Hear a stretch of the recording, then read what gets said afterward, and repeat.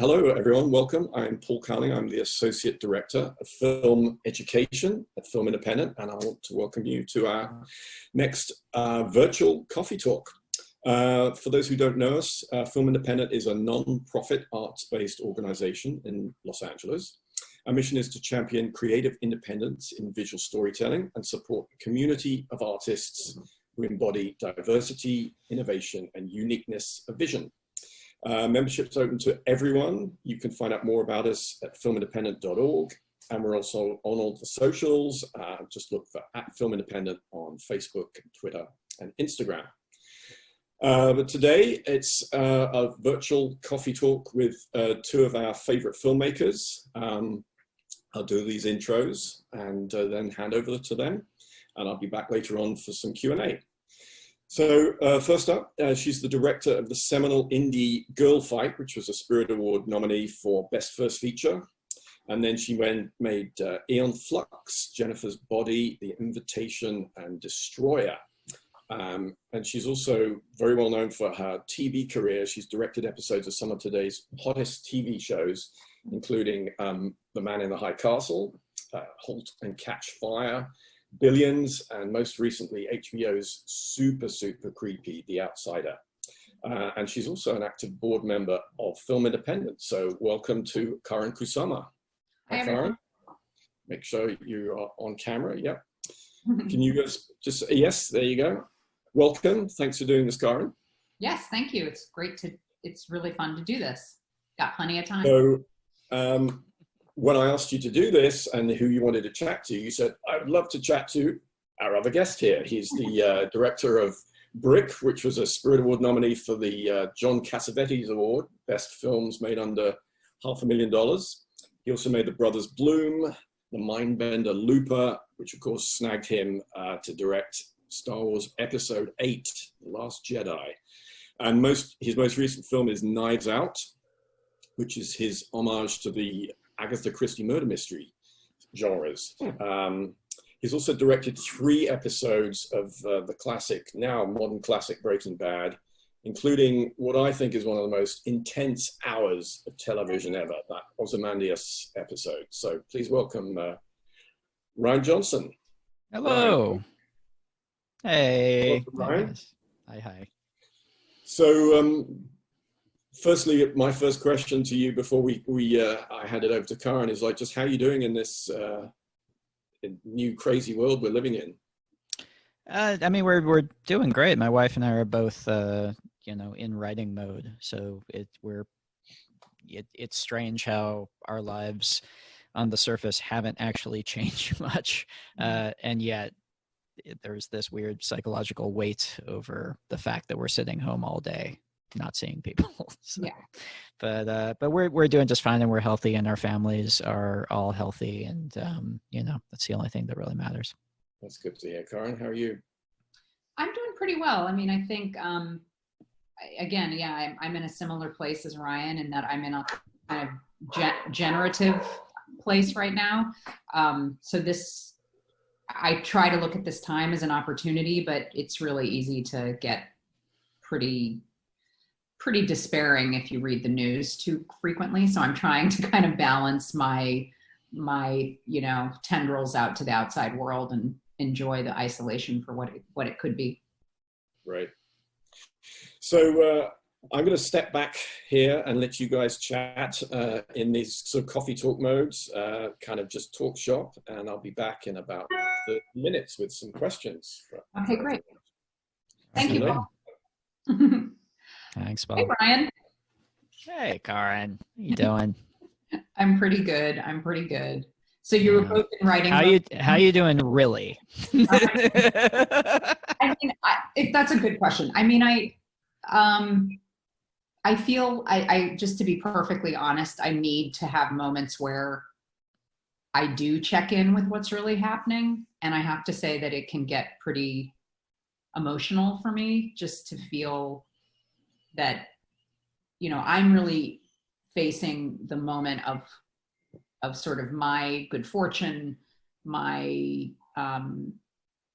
all the privileges that come with having a roof over your head and not having to worry about dinner and not having to worry, like that stuff is, it's just so profound. And so I've been thinking a lot about a broken system that's been powering America for the past 40 years. I'm just trying to understand how to be a part of change, Right.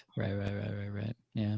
But I'm also, we were talking about our sourdough starter. I'm trying to like embrace the time and embrace what's possible in this moment right now. There's a lot of like focus that's coming that we could be taking advantage of right now. So I'm trying to work with that energy as well. Yeah. That's a good thing to focus on. Yeah. Yeah, it should be a time. I don't know. Are you finding yourself really creative right now, or because I'm finding it kind of a grind at the moment. It's hard. I'm not going to lie, it's hard, but it's interesting because I have a bunch of projects at different stages, and one of them, for instance, is a limited series adaptation of a novel, and I'm not writing it, but I'm about to start a sort of kind of overview process with the writer. And so I'm rereading the novel with broad strokes in mind about visual inspiration, thematic overlap. It's a very broad epic story. And so it's been really interesting to have to just sort of think about associations visually between completely different storylines and how to build visual transitions, because I think that's such a huge sort of undersold part of the filmmaking process is literally how do we get from A to B to C without feeling like we're always like, you know, in a car that's coming to the brakes too fast, you know? And so, you know, that's been interesting to kind of be reminded of how important transitions are in visual storytelling. Well, especially when you're, because I've never adapted something. I've always kind of started from scratch, even if I've kind of, you know, been working from the idea of a genre or been working from elements of other things. I've never taken something that's this and tried to make it into that. And it seems, and I mean, if I read a book that I love, usually the last thing I'm never thinking, how can I make this a movie? Just because that process seems so daunting to me of distillation. The distillation is daunting, but it's really interesting because I think it does mirror a process that I like to go through when I have a screenplay and I'm about to start shooting, or as I'm prepping, which is that I like to read the script in one sitting and take notes on the moments where my interest isn't engaged. You know, literally take notes on, kind of check in with my own sense of engagement with the scene to scene transitions and like the emotional life of the scenes. And so I'm kind of doing the same thing with this book where I realize, oh, you know, that chapter, it just doesn't figure in my imagination of this potential limited series. Right. And that's been an instructive way to have to approach it, and to kind of give myself the break that I'm not trying to crack a code so much as just check in with what interests me about the storytelling. I'm trying to remember who I was talking to as a writer-director who works with the same editor every time. And they were saying that before they shoot, they will sit down with their editor with the script and go through it as if they're cutting the movie. Oh, wow. Their editor, which is intense. And also I thought, why haven't I been doing that? That's brilliant. Yeah, that's a really interesting idea. I actually do something not similar, but I do that process, but with my composer actually. And basically we talk through the script in terms of a kind of musical shape. And with that conversation in mind, he starts writing music before I start shooting. Does that ever affect the script though? Do you ever lift stuff out? Do you ever change things? Do you ever adjust, or is it more for him to get his head around? it does affect the script because there are certain things that he has created. Destroyer is a good example where he created musical lines that to me were so inspiring that I kind of understood a sense of emotional catharsis that had to happen and be backed up at the script level. Right. Which isn't to say it wasn't already there in the script level, but I think it just needed to be amplified. Whereas The Invitation, which is where we started this process, the musical gestures that he was creating were so skeletal that it kind of helped me understand how spare the movie might afford to go, if that makes sense. You know? Yeah, totally. Yeah. How much, when you get in the edit room with your different movies, I'm sure it's different for each of them, but how much have you done big picture shuffling? Like in terms of how much do you unlock your brain to where, what if this sequence went before this sequence, and kind of the big timeline on the wall? How fluid is that for you? I think one of the things I am always fighting against in myself is a sense of taking things at face value and sort of falling into an unhelpful linearity when it comes to just sort of what my expectations of a script already are. And so it takes me some time generally to say, oh my God, that scene needs to be 45 minutes before, or right. I would say the one thing I'm getting much better at is watching something and knowing right away, oh, let's lift that scene entirely. Let's just say goodbye. And you've actually given me some great advice along the way early in a cut, where you've just been able to articulate something that isn't as easy for me to articulate when it comes to saying, I'm just not engaged here. And the moment I hear it from somebody else that I know and trust, it helps unlock for me that moment of understanding something's not actually clicking. The reason I'm not able to crack it is because it's not engaging me. So for that reason, it's so important to show stuff to people. I mean, the other thing that I find really useful about liftings, even if you're like, God, I know we need that scene, but God, think of how it would flow without it. First of all, even though it always pains you to like lose something, especially if there's good stuff in it, it always feels so good to hit that button and suddenly it feels like you've hit the gas on and just like when it hops over, when it works, it's just a great feeling. But also, even if you're shocked the amount of times that you realize the thing you needed from the scene was something the audience doesn't actually need, and they'll make that leap. But if that's not the case, taking it out and experiencing the film without it and realizing what you are genuinely missing from it can let you go back to the scene with a refocus of what is the essential kernel of that scene. What is the one thing that thing has to do in order for it to earn its place in the movie, which can be really, really useful. Yeah, I find that is actually the part of the process I like the most. If you have an open enough sort of communication with both your editor and your team of either producers or trusted friends, or whatever that audience, however you show it to people in those early phases, if you feel like that's a sort of compassionate enough exchange and constructive enough exchange, it's so interesting to see what that kernel is. And sometimes at the script level and even at the shooting level and even deep into cutting, you think it's, oh, I need to understand these pieces of information, but really what you need is just to see a person touch another person's hand and do more, and so that's been you're right that it's taking stuff out is so interesting for so many reasons, because it also demands that you experience the movie again afresh. Right. Such an important part of the process, and so difficult to have to keep doing.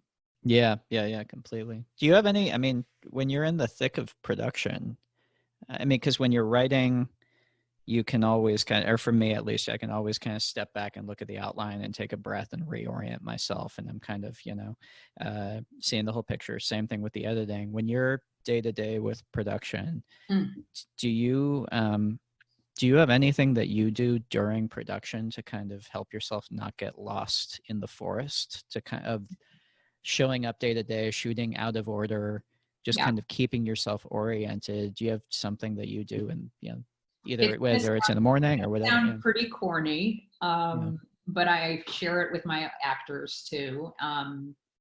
I just say that I really want to be I want to be here with you, the actors. And so sometimes I just like to say, can we just take a second, take some deep breaths, and just feel the energy of our being kind of travel into the ground, through our feet, through our toes. Can we just, be here together? And then when I watch a scene, I'm trying to be in that state of groundedness, for want of a better word. And I'm really trying to pay attention to is my mind wandering? Am I distracted by, visual imperfections? Am I letting the shot take over something that's happening in the scene? And if the shot takes over, that means something I need to be paying better attention to, getting to the essential emotional thing in the scene. And so for me, it's a little bit about just this idea of paying attention to how I feel as I'm watching something, as if to say, am I feeling anything while I'm watching it? Because you can watch something and it can just be kind of dead, and you don't know why, but it's dead. Right. Yeah, so much of the job on set. That's, first of all, that sounds awesome. I want to do that. I want to tell everyone to connect through their feet, and that sounds really cool. I don't know if I could pull that off. You've got you've got an energy where I would believe you. I feel like my actors would just laugh at me if I told them that, but I feel like you get away with it. I feel like you could do that. I don't know if I get away with it. I do it right in front of them. I started doing it while you were saying it. I started putting my feet on the ground. I'm here with you right now. It's awesome. That's nice. But you're right. So much of, and this is more kind of specific on set, but so much of your job on set is when after you call action, when you're looking at that monitor or waiting next to the camera, looking at the scene or however you're doing it, of clearing out of making sure that you can snap into being an audience member in as pure a way as possible, and clear out any insecurities you've got about, and just kind of to experience that as purely as you can, and then to create as pure a connection as possible between what you experience and what you then communicate when you walk out after you call cut. And that's that's something that's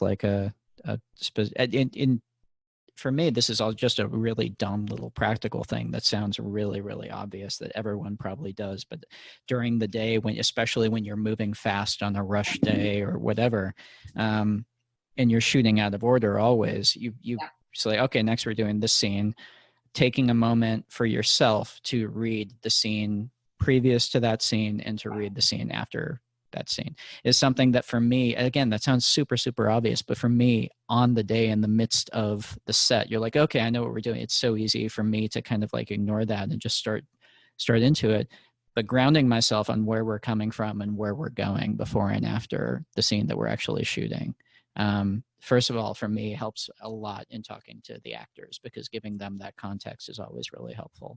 But also for me, just reminding myself, it kind of then, if I know on either side, it kind of shoots out into the rest of the movie, and I have a better sense in my head of where this scene's place is in the movie when we're doing it. Yeah, it's funny because that process is so crucial, and it is so easy to overlook it. And funnily enough, for me, when there were those couple of years where I was just doing a lot of television back to back, but on shows that I think were pretty, often visually kind of demanding, or had very specific styles or a very specific kind of tone, it was really important in that short prep period and in that short shooting period to do exactly what you're saying. And it sort of taught me the value of checking in with what comes before and what comes after. And again, thinking about sort of, okay, how am I getting into this scene and how am I getting out of it ideally, you know, again, in that sort of transitional way. Because I think so much of film is determined, how you feel about it is determined in how the transitions are happening. Yeah, the handoffs and the dramatic handoffs, and grounding those not in terms of, okay, we can wipe off of this with this shot, or this would be a cool visual transition, but grounding it in terms of storytelling, whose perspective leads into what's going to start happening in the next scene. What is the thing what is the spark that started in this scene that's going to light the fire in the next scene, and ending in a way that emphasizes that, thinking in terms of storytelling. Yeah. I wanted to ask you a question, because last night as a family, we watched Frank Oz's Dirty Rotten Scoundrels. Yes! And I know you're a big fan of the movie, and we had a lot of fun watching it. But as I was watching it, and particularly by the end, I was like, oh my God, this feels like a foundational movie for how Rian was thinking about Brothers Bloom. Am I wrong? I mean, no, my God, totally. Yeah, the tone of it, the tone of it, the even the relationships in it, but also the globe-trotting element of it. It must have been a fun movie to watch right now also, because you're just like, oh my God, I want to go to the south of France. I know. Wouldn't it be great to walk into that beach? Yeah. But Frank Oz in general, I mean, he, I feel like people don't talk about him enough as a director, but between that and Little Shop of Horrors, which I think is one of the all-time great movie musicals. It's just a fantastic adaptation. We just watched Bowfinger the other night. My God, that movie is fantastic. It's hilarious. I love Bowfinger. I mean, literally, I was making Girl Fight, and we were cutting at the old Sound One in Times Square, me and Plummy, my editor and friend. And we were just I think we had to cut and be finished with the whole movie in 10 weeks, be mixed. And so we were like sleeping in the cutting room, and like, it was insane. But there's so many movie theaters in Times Square, and it was like almost a midnight showing, but I was just like, we have to stop and see. I remember that the two movies we saw in that like kind of wasted state of mind were paradoxically Pather Panchali, which was mind-blowing and actually instructive, because it was incredible, such a beautiful film, and Bowfinger. And and the fact that Bowfinger was this like loving comedy about making a terrible movie, I remember literally laughing till I was crying, and then just kind of crying. But Bowfinger is such a great movie. I mean, the dog in high heels. Oh, so good. I mean, it's just, it's the absurdity of it is so pleasurable. Well, and also he's, Frank is he's a comedy director who visually engages with and thinks visually and tells a story visually. It's not just kind of like sitcom coverage. He's a really highly stylized visual comedy director, but this style never gets it. Always leads to the laugh. Always helps with the laughs. And he's the best, man. It's such a sweet dude. That's funny when you're like, because one of the things during production I do every time when I go home at night, even if it's just 20 minutes of something, I always try and watch a little bit of a movie when I'm in production, just because that's the other thing. I feel like when you're in the thick of kind of the carpentry of it, it's easy to forget what the impact of the finished product on the screen is going to be. And so watching something that doesn't have to do, it hasn't anything to do with what you're making, even just watching something that's going to make you feel, connect, and just remembering this is what a movie does, that for me is always really helpful at the end of the day. Yeah. And it's funny because I like to say, particularly when you get a bunch of devastating notes from either your financer or the studio or, dear friends. most distressingly, family who you love and trust the most and who trust you and love you the most. It can be so painful. And I sometimes say, yeah, it's like, making movies, it's not brain surgery, it's harder. Like because sometimes I just feel like, oh God, it's so hard to make a movie work. And so that's a great idea, to be watching movies as you're making a movie, to sort of check in with what's working. And I mean, I find as I get older, as much as I love stylistic panache, I ultimately, it's all about faces, like what's happening on an actor's face, what kind of story is being told by a great actor.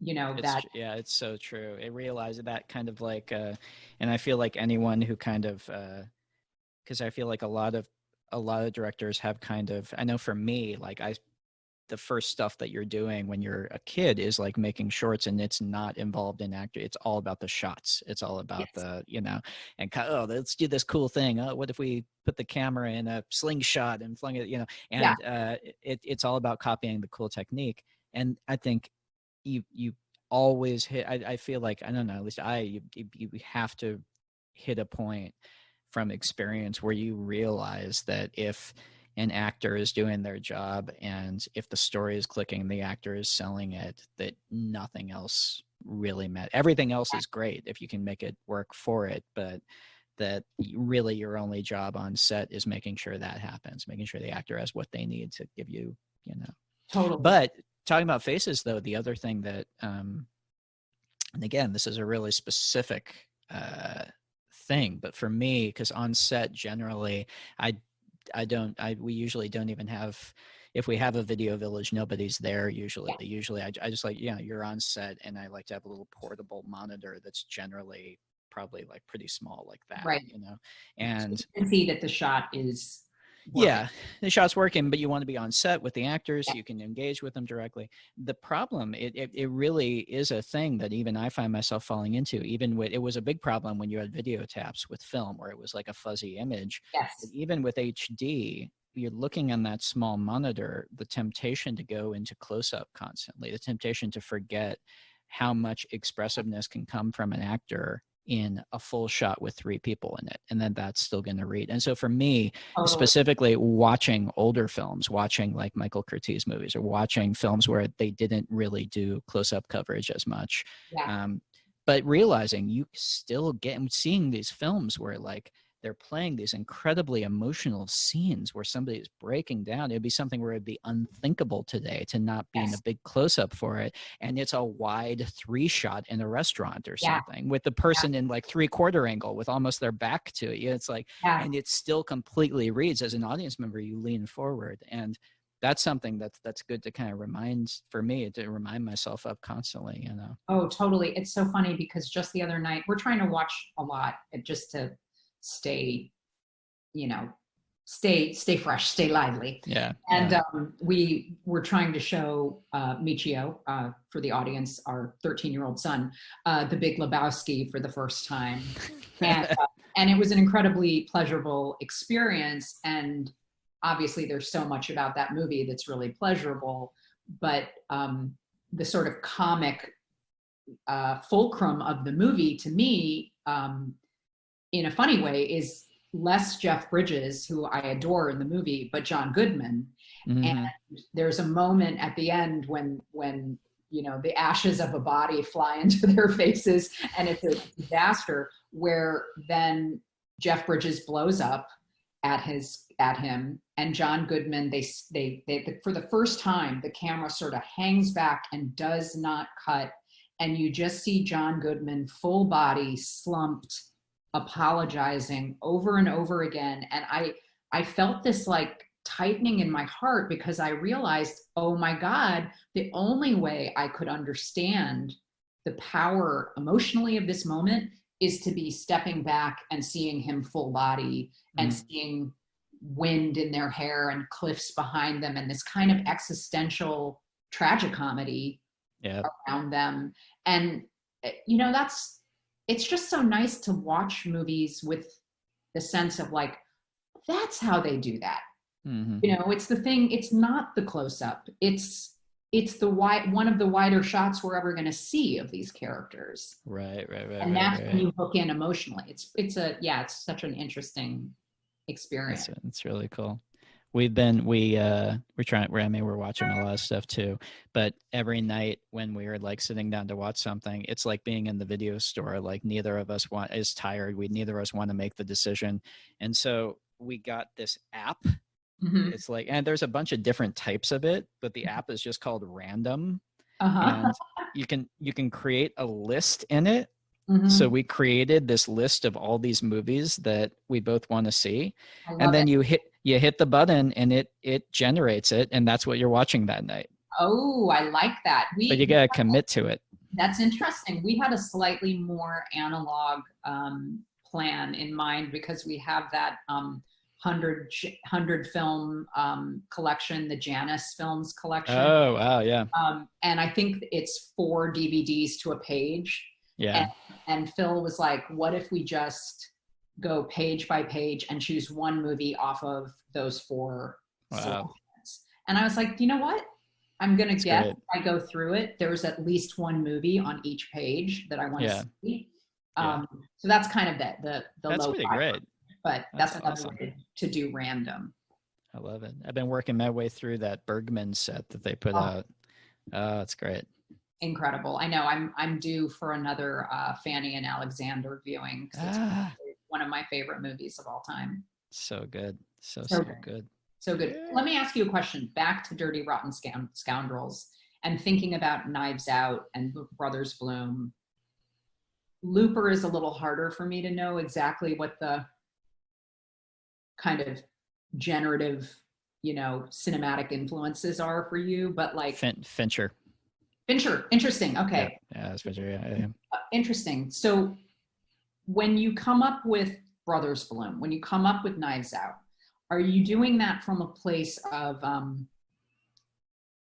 knowing you want to do a certain kind of movie, or like what comes to you first, like the scene, some emotional arc? How do you approach for the writing? You mean like for the literal story? I mean, like Brothers. Okay. It's almost like watching Dirty Rotten Scoundrels last night. I was like, I wonder if that was one of your favorite movies, mm-hmm. and you wanted to tell a version of that kind of crime caper. Do you know what I mean? Well, it was less specific than that. It's more the con men movies in general, and so it's dirty. It's a House of Games. Mm-hmm. It's just kind of cross and double cross kind of movies, and also just kind of tonally like Ricky Jay, like his body of work in general, and there's also kind of a thing with like the second movie you get to do, where I like the first movie is always kind of like this, or not always, but I don't know. Generally, the first movie is sometimes a very tight focused thing because you've had to be working on it and shaving it down, getting it very economic. And then if you get a chance to do a second one, very often you just want to throw your arms open and like fit everything you love into one movie, sort of. That's how I felt, sort of, was like, oh my God, I get a second chance. Okay, let's get this and this. Just trying to stuff everything in there. And Brothers Bloom for me was kind of like that, was just trying to fit everything I loved into one movie. But it did start with the idea of doing a con man movie. And for me, it's always kind of a free floating thing of, it'd be fun to do this type of movie. That does help me kind of have a grounding genre wise, but then it never gets started until there's some emotional element that I can actually connect to, or that I have some personal stake in, or I'm angry about, or something that can be served by that genre. And it's when those two things click together that the writing process actually starts, when I figure out, this would be a fun thing to do. And boy, that is also a really interesting way of talking about X, or exploring this thing that I'm wrestling with. Which I definitely see in Knives Out. I see like those multiple impulses at work. Yeah, that's a bit with, with Looper, the same. I mean, that's one thing that is consistent with, for me, is that's how, at least so far, all the movies I've written have started.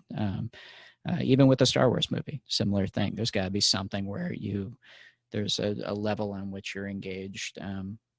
And I guess for me, that's what I call theme. I think a lot of writers, I know writers who push back against the idea of theme as like, I'm not writing a message movie or something. For me, it's not. A theme is not like, do your best or something that you can write on an inspirational poster. The theme is the question that the movie is that every scene in the movie in some way is wrestling with. And to me, it helps give the whole thing kind of a crystalline focus. It helps me know, okay, for me, I can't imagine writing without theme. But again, that's how I specifically define theme. So no, I think I tend to agree with you. Not so much as a writer, because I haven't been writing as much as I used to, but in terms of approaching things from that really general question that you hope starts to have some kind of snowball build, which is, what is this about? Right. And you want to be able to apply those questions to scenes, sequences, and like some sense of, the totality of the thing. Absolutely. Yeah. Buying the whole, like the rug ties the room together. Yeah. Theme is the rug. Ties the room together. Yep. I see Paul popping up over there. Yeah. Hey, I'm back. Are you ready for some questions? Yeah, sure. Well, before we go to questions, I just want to chime in and say, the dog in the stilettos. So good. One of the funniest scenes from the last 20 years of movies. It's the best. And I mean, whenever I learn that somebody hasn't seen it, or they have seen it and they're unsure about whether or not to like give it its proper due, I'm just like, the dog in the stilettos. It's fantastic. Yeah, it really is.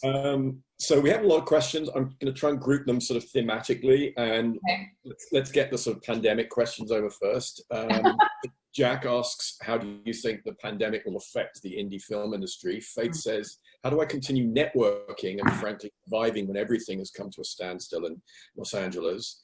And Rob, for you, Ryan, says, in light of recent events, do you think your next couple of projects, I guess this applies to both of you really, your next couple of projects will feel more independent, like your indie days with smaller crews, possibly remote conferencing for production meetings and editing? Yeah, I don't know. Yeah, that's all good questions. I wish I knew the answer.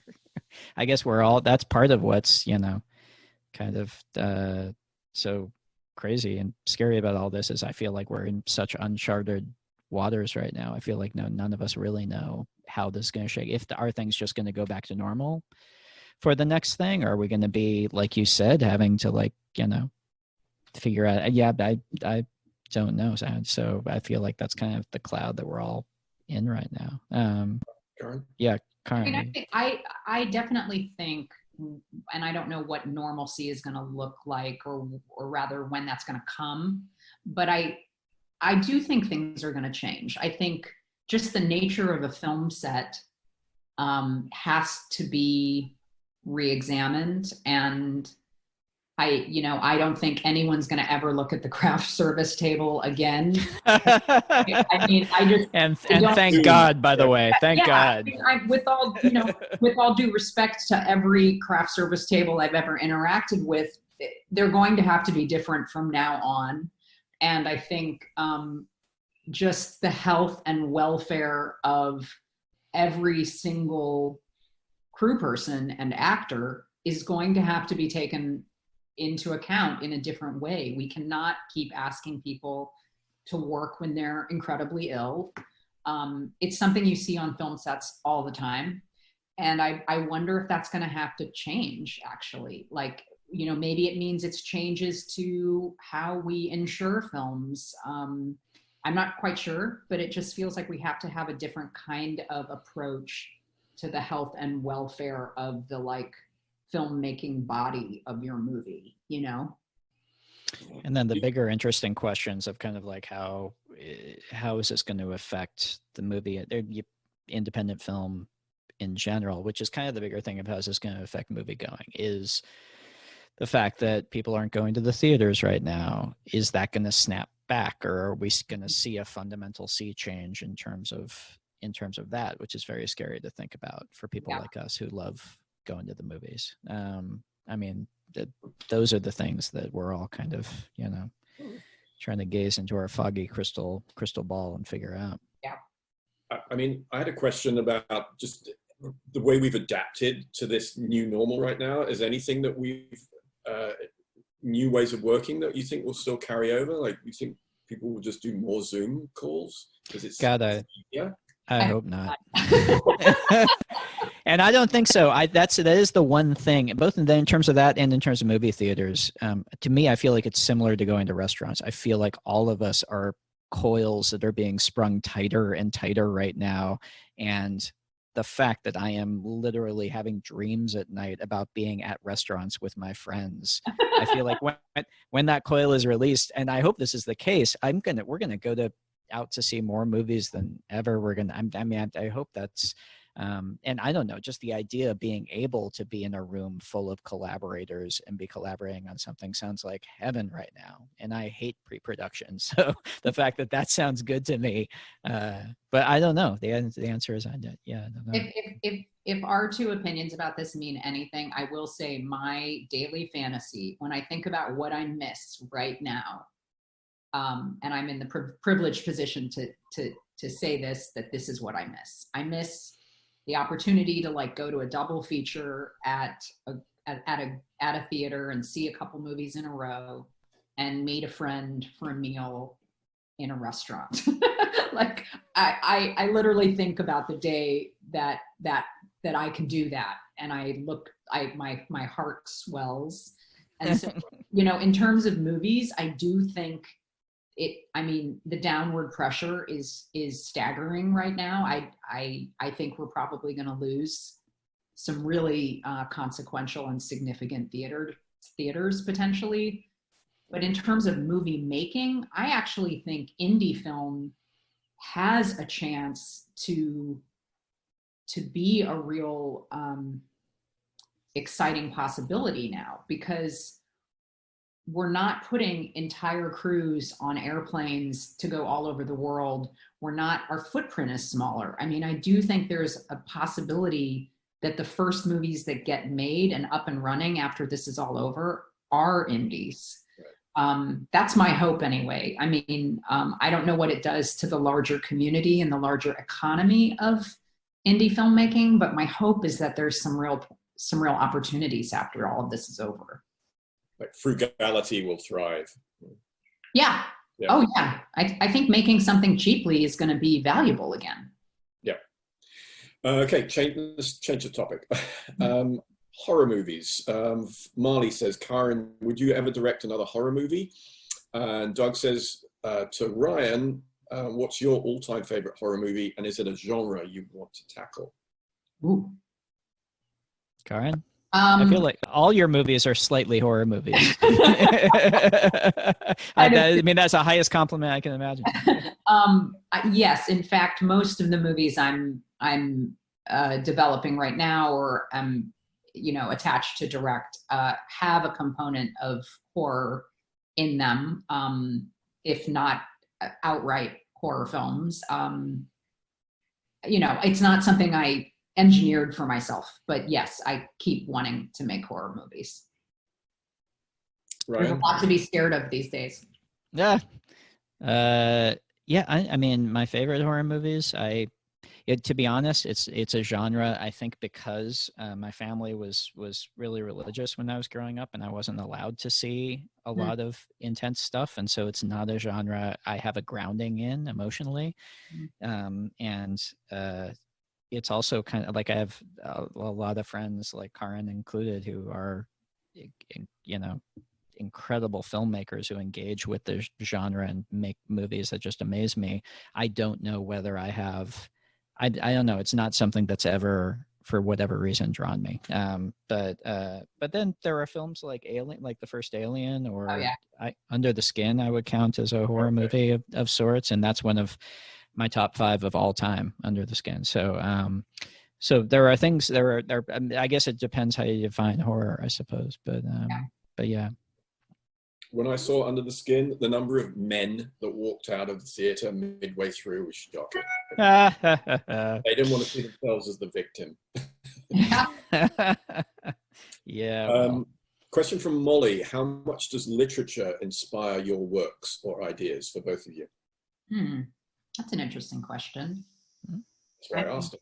I especially now I'm reading a lot, and I definitely feel like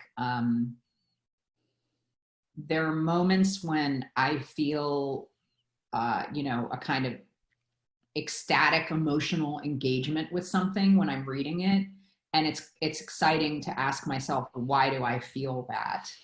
And so frequently it's kind of ephemeral. It doesn't have to do with visual connections or what it is I'm seeing. It's something more sort of intricately built, in terms of the emotional quality of how a story is being told.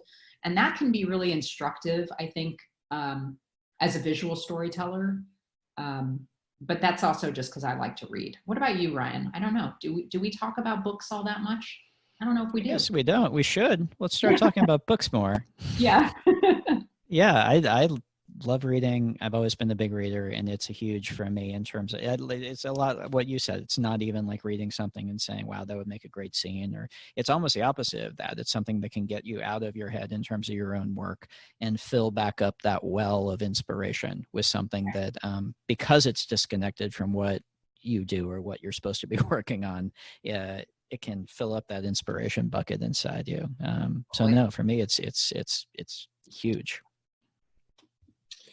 A question about working in TV, but also kind of franchises. Anthony asked you, Ryan, about working on Star Wars, Last Jedi, and stepping in to take control of a story that someone has already told up to that point, and then leaving it for another person to tell. And likewise, Karyn, with TV, where you're directing, if it was a movie, you're directing like the middle third of the movie, and then leaving it alone. So how do you approach that? Well, I mean, I think because for me, the original trilogy is so like integral to like, I feel like it's something I just grew up with so deeply, that the shape of the story and the shape of the way the second chapter works in a trilogy like that was something that I had a good, for me, at least my own sense of, and felt solid with that. But then honestly, it's kind of, I mean, you kind of just have to, kind of what we were talking about on set with watching an actor perform on a monitor. When you're taking in the story that's going to be handed off to you, like of the first movie in this case, you want to just be as pure an audience member as possible. And so that can kind of, the things that excite you about the story, the things that engage you, the things that thrill you, the thematic elements are like, oh my God, all of those things are like coal that you're putting into the furnace for the next one, it's what's going to fuel the next one basically. And what's going to drive it forward. But then it's that driving itself though is not dissimilar from any other kind of storytelling. It seems like it'd be something where there'd be more math involved. It doesn't feel that way. At least it didn't for me when you're in the middle of writing it. It just kind of feels like, I don't know, it feels very organic. It feels like telling a story the way you would, any other way, I guess. And that's a very muddled kind of answer, but it's a strange organic process, I guess. It's hard to kind of define. Yeah, and I think, I mean, for me, I'm actually really thankful to television and to the work I've done in television for helping me with a process of, I want to say, a kind of distillation process where it's important for me to understand, what a show, for instance, has already done before me, how it's sort of made its mark, how it's created its language, and then to find ways, for me, I liken it to, sort of figuring out how can I speak that language and still be myself speaking that language. And all of that in a kind of micro level gets back to what I think Ryan is talking about, which is this idea of finding the moments, the sequences, the emotional builds that just engage me the most, and finding a way into kind of making those the most special, or the most kind of attended to within an episode of TV. Hmm. I remember coming into real quick. I saw that coming into Breaking Bad, like I in terms of this is something I'll frame in terms of directing the actors, but I think it applies to the question. Like, I kind of thought coming into it, the first episode I directed was in the third season. And I thought Bryan Cranston and Anna Gunn and Aaron, they're not gonna. Like, I didn't assume that I would need to actually work much with them as actors, because I had this idea. I'd never done it before, and I had this idea that, well, they know their characters better than I. They've been living these people. This is something where I'm coming in and just facilitating it.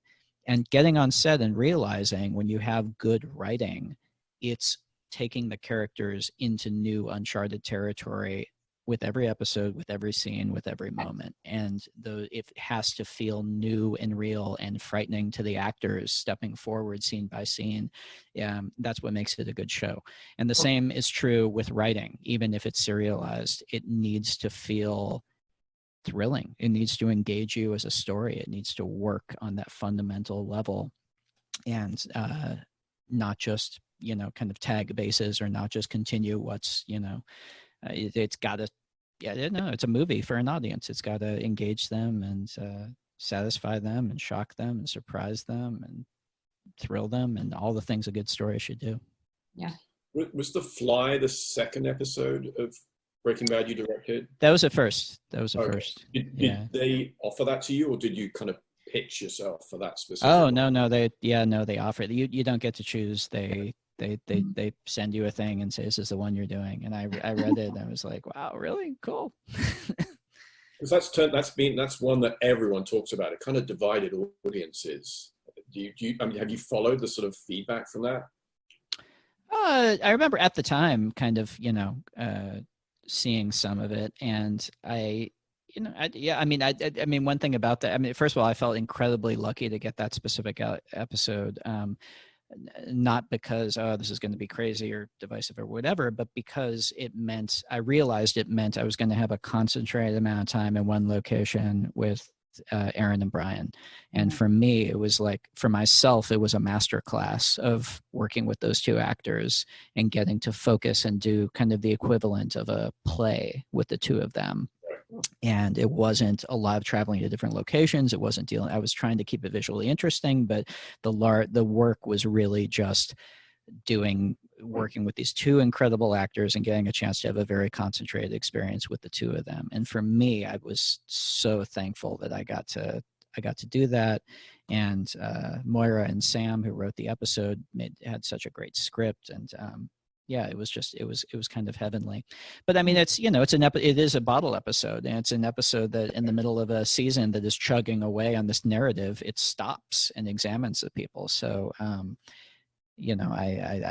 feel like a lot of people's frustrations with it at the time might have come from that, but I also feel like it earns it. And it, talking about Moira and Sam and Vince's work, not mine, it earns it. And in the context of the whole season, I think it's a really necessary piece. And I think it stands up to repeated viewings. I mean, the reviews I read from just viewers on like IMDb are like, oh, I hated this episode, and went back and watched it. Like, I totally get it now. It's one of my favorites. It really requires repeated viewing and stands up to it, I think. Karyn, I had a question about working on something like The Outsider when the subject matter is so grim and you have a family. How do you kind of just put yourself in that mindset and forget this might not be a show you'd want to watch? Or certainly not with the family. It's a funny thing. I've been having to kind of check in with myself a lot about the stories I like to watch versus some of the stories I like to make. And there's been a kind of growing dissonance between those two things. And I'm trying to understand you know, how I can get a little closer, you know, how I can get those two things a little closer together. Because sometimes I think I put all of my anxieties, all of my dread, all of my terror about the world at large into my work.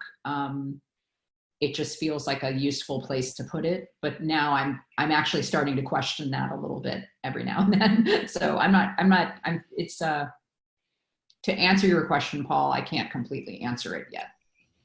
Well, this leads on to the next question from Jenny, and she says to both of you, how do you sense check character development and relationships and keep them grounded when they exist in extraordinary or fantastical situations or settings? Yeah. I mean, I guess I would say this just because both, and I'm not going to speak for you, but knowing that both of us have done different genres, I just think you're always trying to find regardless of all of that architecture, you're just trying to find the truth of the matter, you know, you're just trying to make something real and not blink and, you know, not flinch from your own, you know, you have to be as invested in it as you expect your audience to be. So you have to, you know, I don't know. I mean, it's like, I don't know why I think of Looper or Star Wars as more demanding in that regard, but I would just think those are the movies where you have to feel like this is really happening. And well, The Invitation, I would say, isn't, I mean, all your movies, but The Invitation is something where you have almost like a, you know, almost like a hyper concentrated version of that, where everybody is making extreme choices as the things go on, and the movie really hinges on you believing those choices and you not feeling like not having that horror movie feeling of, oh, why don't these idiots just do this, you know, you have to right. But I think for me it's no matter what kind of movie you're making, it starts obviously with the writing, and it starts with the I think one thing when you're writing is you always have to genuinely be able to put yourself in the shoes of any one of the characters and know why you as that character are doing what you're doing. I think ideally you should do what an actor does with their part, with every single part. It's also the key, I think, to writing good antagonists, good, you know, quote unquote villains, is you have to, especially with them, be able to put yourself in their shoes and genuinely identify something in yourself that relates to their flaw that's making them do the things that they're doing. But that is also what leads to, you know, because the ultimate check is going to come when you're on set and your actors come up to you and say, why am I doing this? If they're good actors, they'll always put, and sometimes you have an answer for them, and sometimes they say, okay, I can play that. That makes sense. And sometimes, and these are the moments where on set, especially if you wrote the thing, you got to be really honest with yourself, and you got to realize, the reason you're doing that is because I need to get this information across, and that's not a good enough reason for you to be doing that. So let's figure out another way for it to happen. And you got to just kind of nail yourself to that honesty all the time, except when you cheat, and then just cheat. Just in the words of Ricky Jay, at some point you just got to ask for the money. That's funny. Both Tyler and Curtis are asking about the difference between working on indie and then moving to studio projects. And I would kind of also add that when you're going from a smaller movie to a bigger movie and keeping yourself grounded and, you know, the thrill of getting Star Wars, but the fear of getting Star Wars, or in your case, Karyn, going from Girl Fight to Aeon Flux, like what is the mental preparation to keep yourself grounded? And what else do you need to do to prepare yourself for what you don't know about how to make a movie like that? That, you know, taking the knowledge from an indie movie and filling the gap to be able to pull off Aeon Flux or The Last Jedi. I think Karyn, I'd actually be much more interested to hear you talk about this, just because I feel like Star Wars was the Aeon Flux, that was literally the second feature that you coming straight off a Girl Fight, which was like a brick size movie, whereas I had The Brothers Bloom, and then I had Looper that had an effects element. I had kind of more of a ramp up into it. You, I think, had much more of the vertigo inducing thing that you're seeing a lot more of today with these poor filmmakers right out of Sundance with one movie who are suddenly getting thrown, you know, Aardvark Man 3 to direct and like tossed into the midst of it. I mean, so I'm curious in terms of your, I was all to say, please, you answer. Yeah. I mean, I think we've discussed the painful aspects of it ad nauseum, but I would say that what I've really taken away from that whipsaw experience is how important it is to like pay attention to your gut when it comes to the storytelling. Like, where do you feel like the story really lives for you? Why are you doing this? Why was I doing it? That was something I was trying to stay in touch with.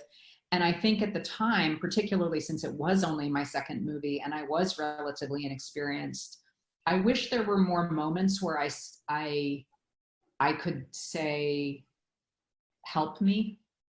But I think that particularly 15, 20 years ago, and before, the ideas of a director, particularly a woman, saying, help me, just sounded like the wrong move. And now I see, as just an older, wiser person, I hope, that asking for help is the director's job. It's kind of one of their best, most interesting jobs, is getting to go to the talents and the intellect, the gifts of other people, and have them sort of collaborate with you toward a final sort of execution of something.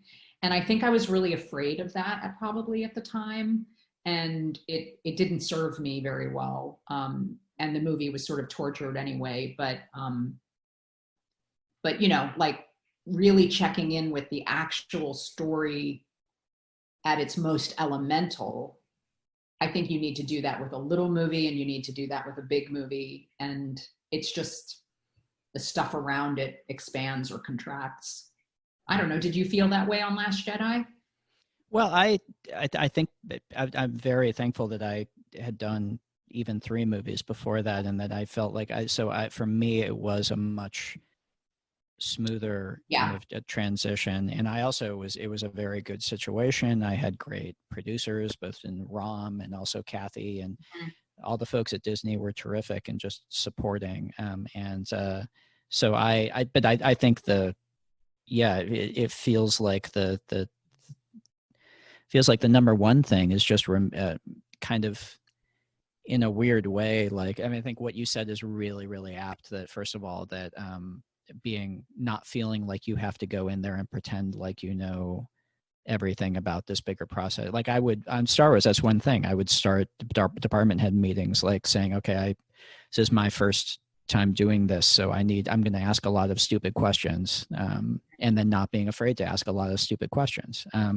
But I think the key thing is exactly what you said also. I'm just repeating what you said less articulately. What I realized, there's confidence in that. There's so much confidence in saying, I actually don't know this, enlighten me, help me. That just takes a lot of sort of a kind of balance in oneself, I guess. That is 100% what the key is confidence. And I feel like that's something that, luckily that's something to some degree you can sometimes fake. I feel like you're always faking it a little. I'm always faking it a little, but also then ultimately feeling like, I don't know. I think my fear, if I had gone into a big movie right after Brick, is first of all, I would feel like I was lucky to get the job. And that's a feeling that you can never feel as a director. You have to feel that you're the captain of the ship. Not like you have to be dictatorial or be an asshole. My coffee just fell on the keyboard and messed everything up. But you have to feel that you have your hands on the wheel. You can't feel like you're lucky to be invited to that dinner, and you have to make other people happy. Yeah, and just kind of ignoring the fact that it's a bigger thing and just approaching it the same way you approached your smaller movie creatively, I guess. Brett asks a similar question for you, Ryan, about knowing when it was right to go from your shorts to like, I'm ready for a feature for Maybe Brick. I mean, there's no real, you're ready when you can get your first movie made. There's no kind of calculating like, well, I've reached the point where I feel mature enough to make, but no, it's when you can sucker people into writing you a check to making a movie, fucking do it, because you're never ready, and you're always ready.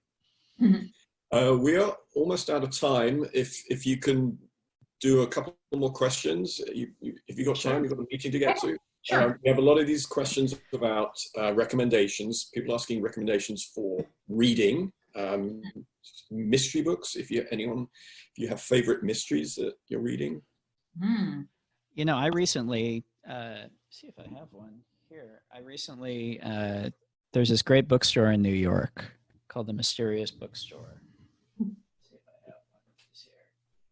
And I don't have any of theirs. So basically they do these terrific, it's this guy, Otto Penzler, and he runs the Mysterious Bookstore in New York, and he does these editions of mystery classics that have kind of been out of print. And through that, John Dixon Carr is an author that I recently discovered in the mystery realm. And Carr was kind of in the golden age of detective fiction. He wrote around the time of Agatha Christie was starting out. He was kind of in that era. He's a little bit more kind of a game of mousetrap with his plots. They're a little less like Christie tends to be very character based, and that's kind of what I love about her. Carr is a little more, there's a locked room and there's a mirror that faces this way and there's a thread that's burnt. It's a little more like that, but they're fantastic. And his detective, Dr. Gideon Fell, is this fantastic character who's this massive man, incredibly British. He based it on, I think who did he base him on? I forget who he based him on. Was it Chesterton? G.K. Chesterton? It might have been. Anyway, I might be getting that wrong, but he based him on another author that he was friends with. It's just wildly entertaining. So The Crooked Hinge is one that I can recommend from, if you go to look up the Mysterious Bookstore in New York, which is a great place to support right now. Anyway, they're an independent bookstore, and buy a copy of The Crooked Hinge. Nice. Can you name the author again, Ryan? John Dixon Carr, Carr. Karyn, any books to recommend?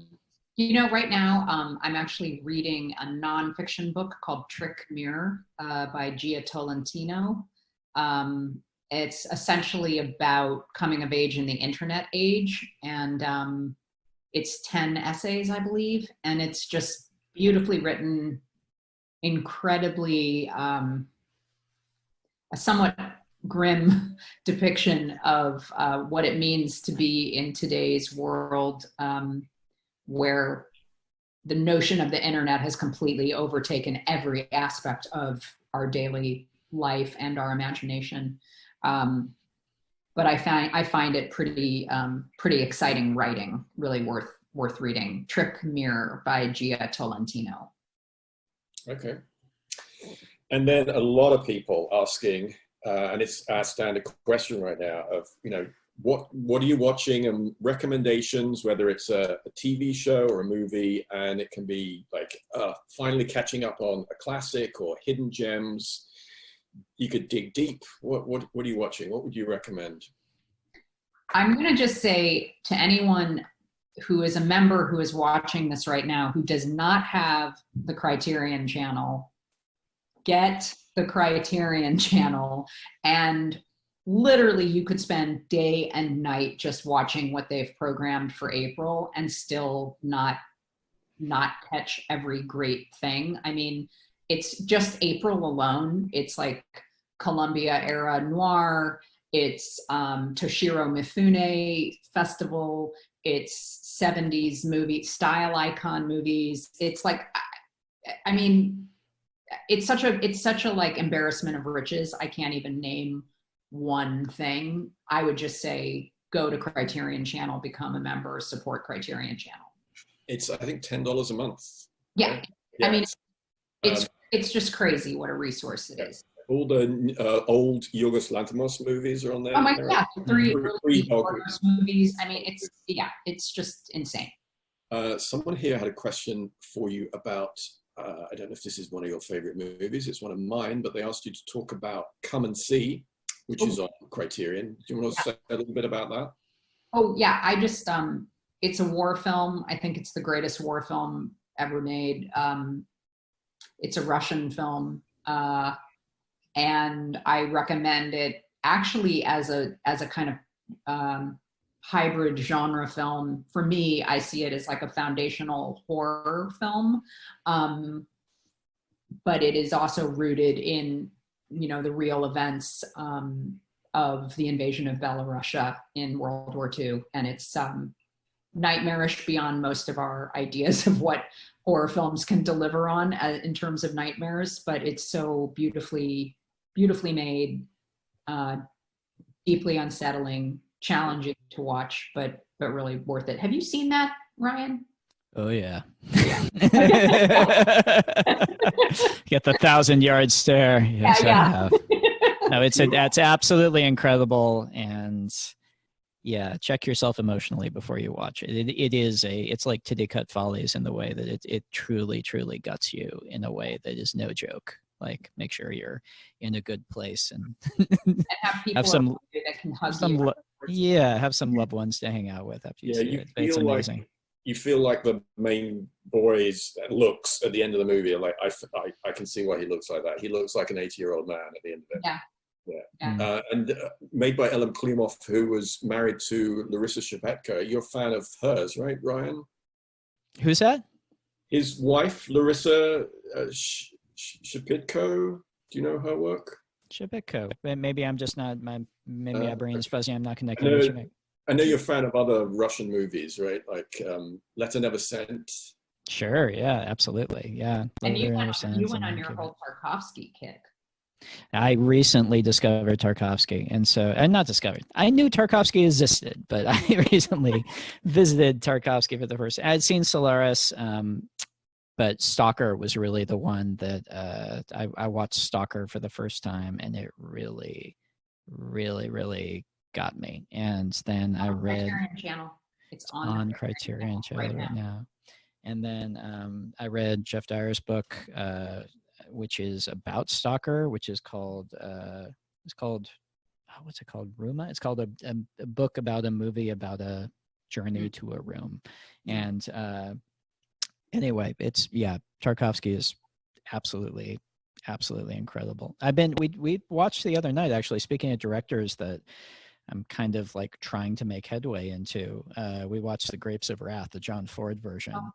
And I mean, talk about a timely film, but God, Greg Toland shot it, and every single shot you could put on your wall, and the visual storytelling in it is just unbelievable. It's absolutely incredible. Grapes of Wrath. I think also on Criterion. No, maybe not. We might have had to iTunes that. Anyway. One of the few movies the Russian authorities allowed to be screened in Russia back in the day, apparently. And in fact, makes a lot of sense. We're jealous that the poorest people in America still had a car. Oh, God. Other picks, Ryan, from you?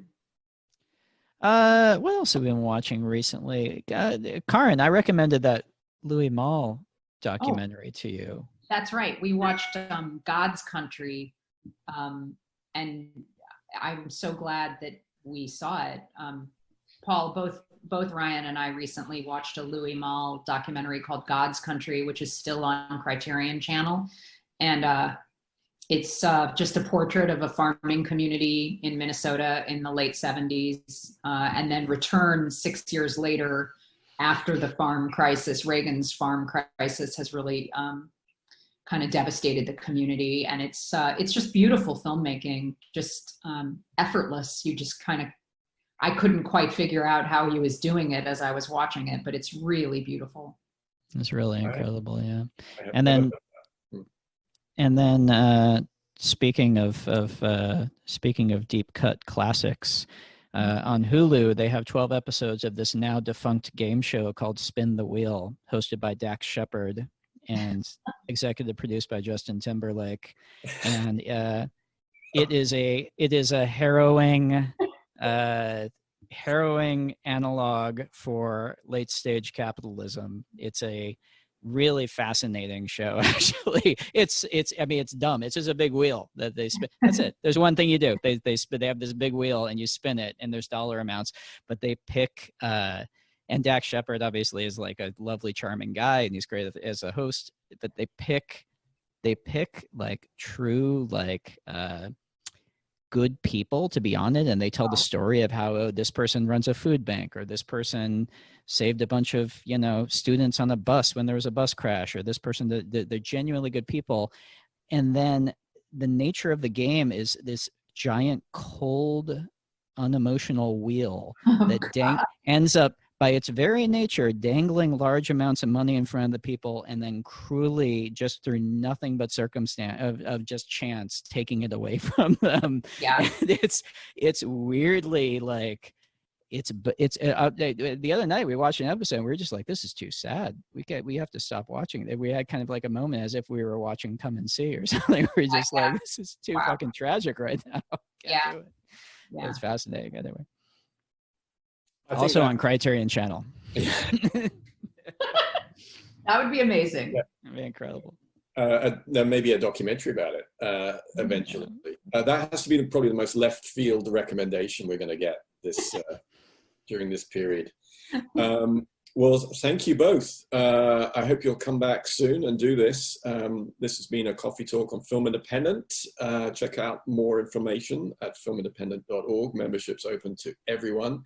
We are back next Thursday, a little slightly earlier this time, with Robert Eggers, who's going to take us inside the making of The Lighthouse. Nice. But for now, I want to thank our two fantastic guests today, Karyn Kusama. Karyn, thank you. Thank you, guys. This was fun. And Rian Johnson. Thank you, Rian. Thanks, Bob. Thanks, everyone. Thanks for asking me, Karyn. I hope you make it to the end of Spin the Wheel. So.